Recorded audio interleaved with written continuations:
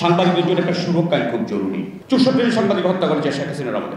সাংবাদিকদের জন্য একটা নিরাপদ এবং স্বাধীন পরিবেশ তৈরি করা খুব জরুরি, যাতে সাংবাদিকরা নিরপেক্ষভাবে নির্বিঘ্নে সংবাদ সংগ্রহ করতে পারেন, প্রচার প্রকাশ করতে পারেন।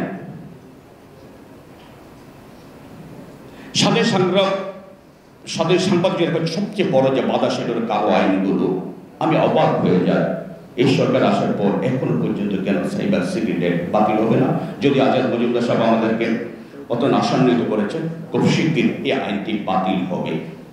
আমরা এর প্রতিফলন দেখতে চাই। সাংবাদিকদের জন্য একটা সুরক্ষা খুব জরুরি, যেহেতু করে সাংবাদিক নিপীড়নের জন্য আইন আছে, 32টি আইন। সুরক্ষার জন্য কোনো আইন নেই। সভ্য রাষ্ট্রে কি কল্পনা করা যায় না? আর এই বিষয়টিও আমাদের দেখা দরকার। সাংবাদিক হত্যার বিচার হয় না। 64 সাংবাদিক হত্যা করেছে শেখ হাসিনার আমলে। কোন সাংবাদিক হত্যার বিচার হয়নি। সাগরনী হত্যা আপনারা জানেন, অত আলোচিত। আজ পর্যন্ত 117 বার তদন্ত প্রতিবেদন পিছিয়েছে। সভ্য রাষ্ট্রে কল্পনা করা যায়? এখনো কেন সাগরনী হত্যার জন্য আমাকে মাসের পর মাস, বছর পর বছর অপেক্ষা করতে হবে? এটা না দেখার জন্য তো জুলাই বিপ্লব হয়েছে, আমাদের সন্তানরা জীবনে দিয়েছে। এটা যথাযথ আমরা প্রতিফলন দেখতে চাই। সাংবাদিকদের অনেকে, বিশেষ করে মশা সাংবাদিক আছে, তাদের করে বেতন দেওয়া হয় না, শুধু একটা কার্ড ধরিয়ে দেওয়া হয়।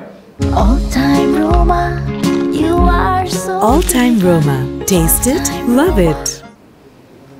এর যে অনৈতিক কাজ, এর যে নীতিভ্রষ্ট কাজ আমি আর দেখি না। এই বিষয়গুলো আমি অনুরোধ করব, আপনি সাংবাদিকতা করাবেন, চাকরি দিবেন, বেতন দিবেন। চাকরি আছে, আপনাকে বেতন দিতে, এটা নিশ্চিত করতে হবে। বাংলাদেশের অধিকাংশ পত্রিকা মালিকরা নিজেদের জাতির বিবেক করে, ওদের মতো মৃত্যু কম আছে অধিকাংশ, যারা নবম ওয়েজ বোর্ডে আপনার বিজ্ঞাপন নেয়। নবম ওয়েজ বোর্ডে তো দূরের কথা, পঞ্চম ওয়েজ বোর্ডে বেতন দেয় না। এইসব অসভ্য মালিকদেরকে চিহ্নিত করতে হবে। আমরা গতকালকে ঘোষণা দিয়েছি, আমাদের বিরুদ্ধে প্রেসিডেন্ট মহোদয় আছেন, আমরা ইউনিয়ন থেকে চিহ্নিত করব। আমরা করব, আপনাকে তালিকা দেবো, আপনার ব্যবস্থা নেবেন। সে আপনার থেকে বিজ্ঞাপন নিচ্ছে নবম ওয়েজ বোর্ডে, আর সাংবাদিক 4th ওয়েজ বোর্ডে বেতন দেয় না। এর চেয়ে জুৎচুরি, এর চেয়ে জালিয়াতি তার বড় কিছু হতে পারে না। এই বিষয়গুলো আপনি দেখবেন। সবশেষ ইকবালকে একটা কথা আমি বলবো, গণমাধ্যমগুলো যেন বেঁচে থাকে, কিছু ছাড় দিয়েও বাঁচিয়ে রাখা দরকার আছে। কিছু কিছু ক্ষেত্রে গণমাধ্যমের যদি ব্যাংক অ্যাকাউন্ট জব্দ করা হয়, গণমাধ্যম কিন্তু রুগ্ন হয়ে যাবে কিংবা মরে যাবে। সেক্ষেত্রে কিছুটা আমাদের সুযোগ আছে কিনা ছাড় দেওয়া, সেটা দেখবেন। এর মধ্যে একটা বিজ্ঞাপনী সংস্থা, সেই বিজ্ঞাপনী সংস্থা নিয়ে আমাদের প্রশ্ন আছে, যে বিজ্ঞাপনী সংস্থার কাছে প্রত্যেকটি কোটি কোটি টাকা পায়। আমি যে একটা টিভি আমার দিন আছে, আমাদেরও 5 কোটি টাকা পাওয়া এই মাসে দেওয়ার কথা।